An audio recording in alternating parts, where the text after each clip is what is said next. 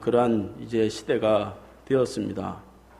우리가 이 청년들을 위해서 이 청년들이 살아야 교회의 미래가 있는데 우리가 이 청년들을 살리지 못하면 앞으로 교회의 미래가 어떻게 될지 참 걱정이 많이 됩니다. 그 청년들을 우리가 살리기 위해서는 청년들 자신들도 또 문제가 있지만 우리 기존의 기득권을 가지고 있는 우리 어르신들도 많은 것들을 내려놓고 양보해야지만이 교회 청년들, 이 미래 세대들을 이제 잡아서 그들이 하나님 앞에 헌신될 수 있게 된다고 볼 수가 있습니다. 그게 쉽지가 않죠. 제가 전 교회에서 청년부를 담당했습니다.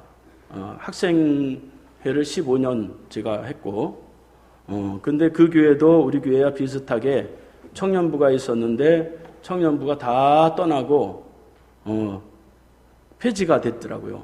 그래서 제가 거기 갔더니 지난번에 우리 교회에 오셨던 김병선 목사님, 그 담임 목사님께서 저에게 청년부를 새롭게 만들어서 한번 일으켜봐라. 그래가지고 청년부 이제 모임을 시작을 했습니다. 근데 맨 처음에 모임을 시작하는데 2명이 왔더라고요. 2명이 와도 애들이 다 풀이 다 죽어가지고 아이고 전사님 뜻대로 하세요. 이렇게 그냥 가만히 있습니다. 그래서 제가 거기서 왜 교회 청년들이 교회를 떠나는지를 제가 알게 되었어요. 일단 교회에서 청년들에 대한 관심이 별로 없고 투자도 없고 또 해주는 게 별로 없어요. 실제로 우리 교회에서 떠나면서 청년이 떠나면서 저에게 대놓고 얘기를 하더라고요. 교회가 뭐 하는 데냐, 우리 청년들을 위해서 해주는 게 뭐 있냐. 그런 말을 그렇게 요즘 청년들은 다 당돌하게 얘기를 하더라고요. 그렇게 얘기하고 교회를 떠났어요. 그러니까 우리 이 미래 세대를 잡기 위해서는 우리 청년들을 위해서 정말 거의 죽다시피 하는 그러한 개혁이나 변화가 없으면 사실 미래 세대를 세우기는 굉장히 어렵다고 볼 수가 있습니다. 그래서 제가 청년 2명을 놓고 예배를 드리는데 일단 예배 장소가 컨테이너예요, 컨테이너. 그 컨테이너에서 예배를 드리면서 피아노도 없고 거기서 예배를 드리면서 제가 알게 됐어요. 여러분 세상에 나가면 우리 청년들이 말이죠. 얼마나 화려한지 몰라요. 얼마나 청년들 대우해 주는지 몰라요. 그런데 교회에 오면 저 한 구석에 컨테이너 가서 예배 드리라 그러니까 그들이 교회에 올 맛이 나겠어요. 그래서 전반적으로 패러다임의 전환이 필요하다 하는 것이죠. 그래서 제가 그렇구나. 이런 상태로는 바꾸기가 어렵다. 그때만 해도 제가 40대 중반이었으니까 당돌해가지고 말이죠. 그 목사님을 찾아갔어요. 목사님, 우리 청소년부 예배하고 청년부 예배를 본당에서 드리겠습니다. 그랬어요, 제가. 이 청소년부는 식당에서 예배를 드리더라고요. 그 청년부는 컨테이너에서 예배 드리고. 근데 당시에 성가대가 2개가 있었어요. 임마누엘 성가대와 할렐루야 성가대가 있었습니다. 근데 성가대가 본당을 다 차지하고 있잖아요. 그러니까 이제 그 본당에서 예배를 드리고 했다 그러니까 난리 난 거죠, 이제. 젊은 전사가 와가지고 청년부를 일으키라고 했더니 문제만 더 커지게 생긴 거예요. 그런데 말이죠. 그 담임 목사님이 굉장히 훌륭한 분이에요. 그 미국에서 오랫동안 살았고 그 마음이 열려 있었어요. 그래? 그러면 그렇게 그러더라고요.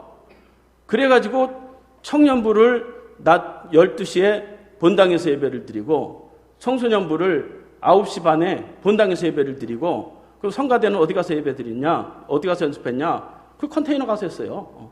컨테이너에 가가지고 성가대 2개 다 그렇게 해서 거기서 연습을 하기 시작을 했습니다. 그러니까 말이죠. 그러면 어떻게 됐을까요, 결과가? 제가 나올 때 청년부가 22명이 됐고 청년부가 오예배 찬양단 다 했고 심지어 성가대도 했고 그러면서 교회에 많은 청년들이 헌신이 됐어요. 그 청소년부는 60명가량이 되었고 그리고 그들이 오예배 찬양 인도도 하고 또 이 워십 가지고 춤을 추면서 말이죠. 그렇게 이 예배를 드리고 그렇게 했습니다. 그러니까 말이죠. 아유, 우리 교회도 그렇게 했으면 좋겠는데 못합니다. 일단은 제가 할 수 있을 것 같지만 저도 이제 늙었어요. 이게 개혁과 변화가 내가 하고 싶다고 해서 되는 것이 아니라 이 마인드 자체가 안 되면 안 되는 거예요. 제가 아무리 변화하려고 해도 여러분 젊은 청년들 이해 못합니다. 제가 57세인데 이해 못합니다. 우리 청년들 자꾸 미래 세대를 잡으려면 30대 전도사, 20대 전도사가 와서 다시 하지 않으면 저도 청년들을 이해를 못하는데 우리 어르신들이 말이죠. 그래, 우리 청년들 잘해줘야지. 잘해주는 게 아니에요. 오히려 더 부담스럽습니다. 그러니까 개혁을 위해서는 사람이 또 바뀌어야 된다 하는 것입니다. 저도 젊은 목회를 하려면 이제 다 내려놓고 이제 젊은 목회자들 후원하는 그런 일이나 해야지 전반에 나가면 오히려 제가 더 문제를 일으킬 뿐이에요. 그래서 그들이 아직도 그 교회에서 다 헌신되고 다 집사 다 됐어요. 거기서 결혼하고 말이죠. 그러니까 말이죠. 우리 미래 세대 이 청년을 세우겠다고 하는 거 그건 말로 되는 게 아니란 말이죠. 뭐 기도만 한다고 되는 거 아니란 말이죠. 행동하지 않는 정의는 정의가 아닌 거예요. 내가 뼈를 깎고 내가 팔을 잘라내는 그런 아픔을 감당하지 않으면 절대로 그들을 다시 잡을 수는 없다 하는 것입니다.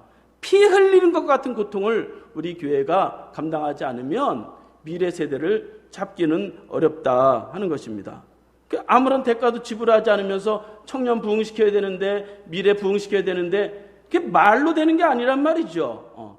실제로 말이죠. 헌신이 돼야 된다 하는 것이죠. 또한 우리 청년들도 이 교회에 대해서 새로운 마음이 필요하다고 볼 수가 있습니다. 오늘 본문에 보면 예수님을 떠나는 그러한 청년이 나오고 있습니다. 이 청년이 예수님을 한번 잘 믿고 영생을 얻어보려고 왔는데 이 청년이 예수님과 대화를 하다가 그냥 안 믿고 떠나버리는 그러한 모습이 나오고 있습니다. 그래서 22절 말씀에 보면 그 청년이 재물이 많으므로 이 말씀을 듣고 근심하여 가니라 그렇게 말씀하고 있습니다. 왜 이 청년이 이 교회를 떠났을까? 이거는 단 청년만의 문제가 아니라 우리의 신앙이 이제 뭐 청년이라는 게 뭐 어리다고 해서 청년이고 그런 건 아니죠. 저도 마음은 아직 말이죠 20대 청년입니다. 그러니까 이 청년이라고 하는 건 생각이 늙어지면 이제 청년에서 벗어나게 되는 거예요. 그나마 아직까지는 그래도 청년들을 위해서 한번 뭔가 해봐야지 이런 생각을 가지고 있지만 조금 있으면 말이죠 다 귀찮아집니다. 내가 굳이 그런 것까지 할 필요가 있냐? 지금 있는 사람이나 잘 목회를 하지. 그러면 말이죠 저는 이미 끝난 거라고 볼 수가 있습니다. 그래서 이 청년이 왜 예수님을 떠났는지에 대해서 살펴보면서 우리 청년들이 고칠 것은 고치고 또 우리가 또 고쳐야 될 것은 고치면서 하나님 앞에 영생의 길, 축복의 길을 얻기를 바랍니다. 자, 이 청년이 말이죠. 왜 예수님을 떠났을까? 이 청년은 은혜보다 자기 공로가 너무 컸어요. 그래서 16절 말씀에 보면 어떤 사람이 주께 와서 선생님이여 내가 무슨 선한 일을 하여야 영생을 얻으리까? 그렇게 말씀하고 있습니다. 이 사람이 예수님을 찾아왔는데 20절과 22절 보면 이 사람은 청년이라고 그렇게 기록이 되어 있습니다. 누가복음 18장 18절 말씀에 보면 이 청년의 직업은 관리였고 또 23절에 보면 큰 부자였더라 그렇게 기록이 되어 있습니다. 당시 이 로마가 이제 이스라엘을 식민지하고 있을 때에 그 로마의 행정을 맡아보는 그러한 관리였기 때문에 많은 부를 축적할 수 있었던 그러한 청년이었습니다. 그러니까 이 청년은 말이죠 부정부패하거나 그런 청년은 아니었어요. 이 청년은 스스로 선하다, 내가 선한 일을 많이 해서 영생을 얻어야 되겠다, 천국에 가야 되겠다, 그런 마음을 가지고 있었다 하는 것입니다. 그래서 16절 말씀에 오면 내가 무슨 선한 일을 행해야 영생을 얻을 수 있습니까? 그렇게 물어본 것입니다. 그래서 이 청년의 생각은 내가 착하게 살고 선한 일을 많이 하면 영생을 얻을 것이다, 그렇게 생각했다고 하는 것이죠. 그래도 그나마 다행인 거예요. 이 청년이 말이죠, 그렇게 영생을 생각했다는 거예요. 천국을 생각하면서 자기 인생을 이제 살아가기로 그렇게 마음을 먹었다는 거죠. 요즘 청년들은 말이죠, 그런 거 별로 신경 안 씁니다. 그 어떤 전사님이 저한테 말하더라고요. 목사님, 요즘 청년들은 말이죠, 은혜 받으라, 공짜로 뭐 준다, 그거 바라지도 않는데요. 요즘 청년들은 다 계산적이고 주고받고 이런 문화 속에 살기 때문에 하나님이 너를 사랑하고 너 은혜 준다, 그런 거 안 믿는다는 거예요. 문화 자체가. 그 옛날에는 말이죠, 전사님이 청년들 밥 사준다라면, 학생들 밥 사준다라면 다 나왔어요. 그래서 저도 영화도 많이 보고 말이죠, 청년분 맞고 그러면서 밥 먹으러도 많이 다녔어요. 근데 요즘은 안 나옵니다. 내가 왜 전사님하고 밥 먹어? 내 돈 내고 엄마한테 돈 달려서 사 먹지? 요즘은 그러니까 보이는 것만 믿어요, 요즘 청년들이. 그러니까 말이죠, 이 청년은 그나마 그래도 영생에 대해서 관심을 가지고 있었다고 하는 것은 사실 굉장히 뚜렷한 그런 목적과 삶의 그런 모습을 가지고 있다고 볼 수가 있죠. 그런데도 불구하고 이 청년은 자기의 삶에 만족하지 못했다는 거예요.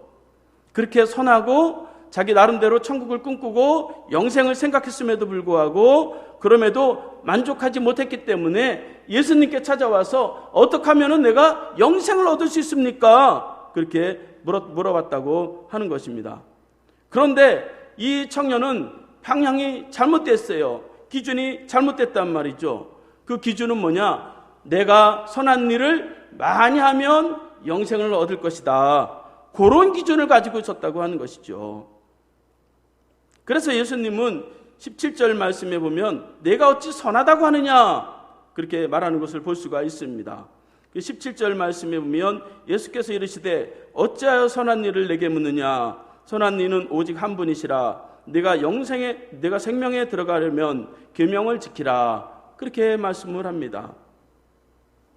자기가 선한 일을 행해가지고 선한 영생에 들어가고 천국에 가려고 하는 이런 마음을 가지고 있는, 그 기준을 가지고 있는 그 청년에게 내가 어찌하여 선한 일을 내게 묻느냐, 선한 분은 오직 하나님 한 분뿐이니라, 그렇게 말씀하는 것을 볼 수가 있습니다. 그러니까 우리의 선함을 가지고, 우리의 착함을 가지고 하나님 앞에 영생을 누리거나 천국에 가거나, 또한 하나님의 축복을 내가 조금 착하게 산다고 해서 조금 축복을 더 주고 조금 악하면 축복을 덜 주고, 그런 게 아니란 말이죠. 그런데 이런 개념이 안 깨진단 말이죠. 청년조차도 이런 개념이 안 깨졌다고 하는 것이죠.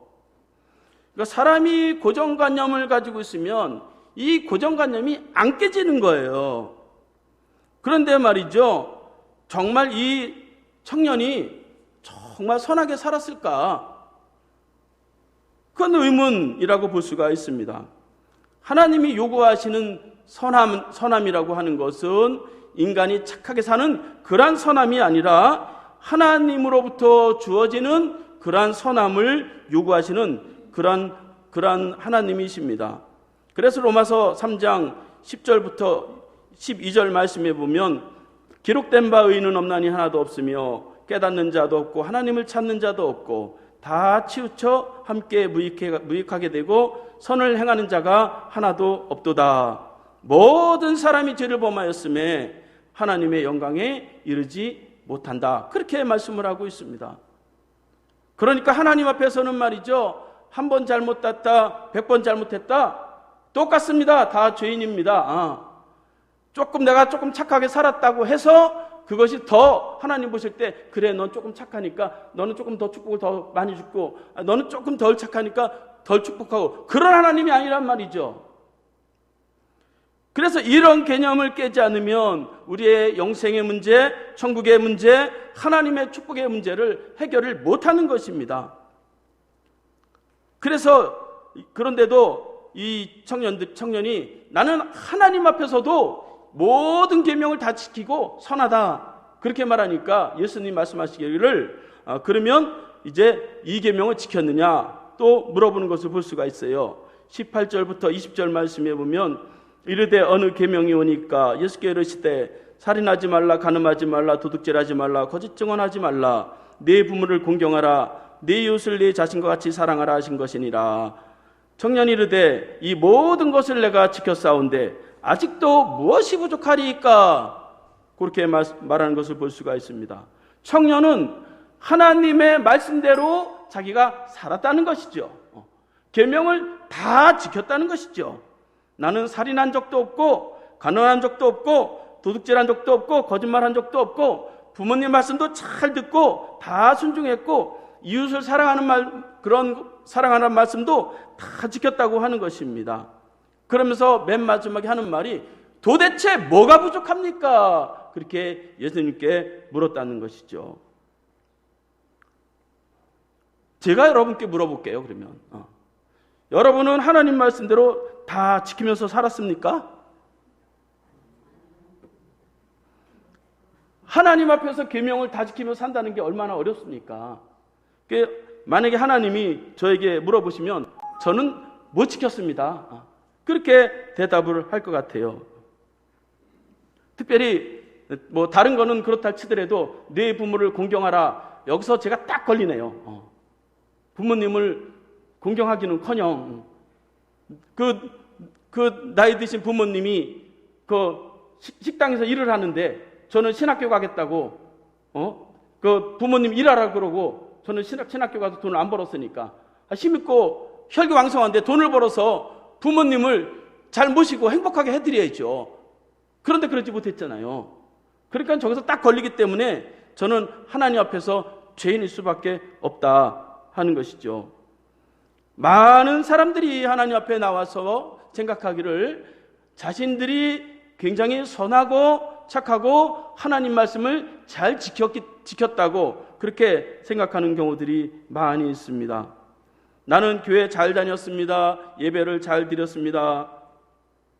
그런데 왜 하나님의 영생을 깨닫지 못하고 또 만족이 없고 왜 이 청년과 같이 이렇게 해답을 찾지 못했느냐 하는 것이죠. 제가 학생들을 이제 15년 그렇게 가르치면서 보통 두 가지 부류로 딱 학생들이 딱 나눠져요. 첫 번째는 모범생 학생들이에요. 모범생. 그래서 이 성경에 나오는 청년들 같은 그런 학생들이죠. 공부 잘합니다. 부모님 말씀 잘 들어요. 교회 예배 안 빠집니다. 헌금 잘합니다. 거짓말 안 해요. 그러면 이 청년들이 교회에 남아서 하나님 앞에 헌신되고 그럴 것 같죠? 제가 15년 후에 지금 보면 교회 떠난 사람이 더 많아요. 남은 사람 별로 없습니다. 한 부류는 어떤 사람들이냐? 지긋지긋하게 부모 속썩이고 말이죠. 전사 말 더럽게 안 듣는 그러한 학생들이 있어요. 교회도 와라와라 해갖고 말이죠. 겨우겨우 안 치고 말이죠. 그런데 비율이 똑같아요. 모범생이 남는 거하고 또 그렇게 속썩인 애들이 남는 거하고 비율이 한 명 남았으면 여기도 한 명 남아요. 그러니까 말이죠. 착하게 살았다고 해서 교회 남는 게 아니란 말이죠. 여러분 우리 자녀들 다 보잖아요. 우리 자녀들이 다 얼마나 다 괜찮습니까? 다 착하게 살고. 그런데 왜 예수를 안 믿습니까? 그러니까 그런 기준과 그런 평가를 가지고 하나님 앞에 설 수 없다 하는 것이죠. 도리어 그것이 이 청년들은 자기 우월감이 되었어요. 자기 자만심이 되었어요. 예수님 앞에서조차도 나는 선하다 그런 마음이 꺾어지지 않았다 하는 것이지요. 그러니까 말이죠. 모범생이라고 해서 그 믿음이 지켜지는 게 아니란 말이죠. 그래서 저도 이제 그런 말 들으면 싫어요. 모범생들은 말이죠. 너 성경에 보니까 너 죄인이래. 그러면 엄청 싫어해요. 그래서 제가 목사가 되다 보니까 누가 저에게 목사가 착한 사람이 돼야지 본인이 안 되네 그러면 기분 엄청 나쁩니다. 그러니까 사람은 이 우월감을 자꾸 가지고 있는 거예요. 도덕이나 윤리적인 그러한 것을 가지고 하나님 앞에 자꾸 들여대는 거예요. 또 다른 사람 앞에 들여대는 것입니다. 다른 사람을 정죄하고 다른 사람을 우습게 보는 거예요. 그런데 말이죠, 그런 삶에 만족이 없고 영생의 기쁨이 없고 더더욱이 하나님의 축복을 누리지 못한다 하는 것입니다. 다 잘 지켰다고. 그래서 예수님이 딱 그 핵심을 딱 찌릅니다. 뭐라고 찌릅니까? 내 물질을 팔아서 가난한 자를 도와주라. 그 한마디를 딱 던집니다. 21절 22절 말씀을 보니까 예수께서 이르시되 내가 온전하고 잘진데 가서 네 소유를 팔아 가난한 자들에게 주라. 그리하면 하늘에서 보화가 내게 있으리라. 그리고 와서 나를 따르라 하시니 그 청년이 재물이 많음으로 그 말씀을 듣고 근심하며 가니라. 그렇게 말씀하고 있습니다. 그렇게 온전한 청년이고 건실한 그런 청년인데 다 계명을 다 지켰어. 신앙생활도 다 잘했어. 그런데 예수님 앞에서조차도 내가 선하다 그렇게 말했을 때에 예수님이 딱 말씀하시기를 내 소유를 팔아서 가난한 자에게 주라. 그 말씀 한마디에 와르르 무너졌다고 하는 것이죠. 그러니까 경건의 모양은 있으나 경건의 능력이 없었단 말이죠. 내가 온전하게 살았느냐? 그럼 네 소유를 팔아서 가난한 자에게 주라. 마지막 내가 다 지켰다고 하니까 마지막 계명 하나 줄게. 그랬는데 거기에 걸려서 이 부자 청년이 넘어지고 예수를 떠났다 하는 것이죠. 제가 또 물어볼게요, 여러분들에게. 여러분들도 신앙생활 다 잘했잖아요. 계명도 잘 지키고. 그럼 여러분들의 아파트를 팔아서 부담스럽네. 가난한 자에게 다 나눠주세요. 그러면 어떻게 하겠어요? 반대로 그럼 이제 여러분들이 저한테 물어보는 걸로 저도 아파트 있으니까 목사님 아파트 팔아서 가난한 자에게 다 나눠주세요. 그리고 예수님 믿는다고 하세요. 저라면 이 청년들과 같이 떠났을 것 같아요. 자기 재물을 다 팔아서 가난한 자에게 나눠줄 사람이 과연 있을까요? 예수님이 지금 말씀하시는 것은 그러면 그 소유를 가난한 자에게 나눠주라. 그 계명을 지키라는 말씀입니까? 아니면 내가 정말 선하다고 하니까 한번 요거 한번 해봐라. 그렇게 말하는 것입니까? 그러니까 말씀을 의도하는 그 의도를 잘 파악을 해야 되죠. 이 청년은 자기 자신을 너무 믿었어요. 자기는 우월합니다. 자기가 삶의 주인입니다. 하나님이 삶의 주인이라고 하지만 자기가 계획하고 자기 꿈을 꾸고 자기 세계에 살아가고 있습니다. 그래서 말씀이고 그런 거 다 지켰다고. 그런데 모순이 생기는 거예요. 모순이 생겨요. 만약 이 청년이 진짜 계명을 잘 지키고 이웃을 사랑했다고 한다면 소유를 팔아서 가난한 자에게 나눠줘야 돼요? 안 줘야 돼요? 줘야 되죠. 자기 모순에 빠지는 거예요. 자기 기만에 빠지는 것입니다. 또 예수님 앞에서 내가 온전하다고 했으니까 그럼 내가 온전하려면 네 소유를 팔아서 가난한 자에게 다 나눠줘. 그러면 내가 온전하다고 할게. 모순이잖아요. 못하잖아요. 그러니까 스스로 자기 기만이 빠지고 그러니까 자기가 이 선을 못 넘고 넘어가는 것입니다. 그러니까 예수님이 말씀하시는 것은 무엇입니까? 내가 아무리 계명을 잘 지키고 내가 아무리 선한 것을 자랑한다 할지라도 그거 가지고 영생을 얻을 수 없고 천국에 갈 수 없고 또 하나님의 축복을 누릴 수가 없다 하는 것입니다. 예수님이 말씀하시는 것은 오직 예수 그리스도를 믿는 그 믿음을 지금 요구하고 있는 것이라고 볼 수가 있습니다. 그 한 가지가 부족했단 말이죠. 착한 행동을 해야 되죠. 그러나 하나님을 믿고서 착한 행동을 해야지, 믿음에 집중을 하고서 착한 행동을 해야지, 하나님을 믿는 그 일은 하나님과 인격적으로 관계를 맺고 대화하고 묵상하고 이런 것은 없이 착한 행동만 있다고 해서 하나님의 축복과 영생을 이루지 못한다 하는 것입니다. 그것을 가로막는 게 뭐냐? 그것은 자기 우월감, 자기의 윤리와 도덕적 기준, 자기가 세워놓은 그 마음의 벽, 이것이 너무 두꺼우니까 이게 안 깨지는 거예요. 그래서 그것을 바로 예수 그리스도의 십자가의 보혈로 다 그 보혈 앞에 내려놔야 된다 하는 것입니다.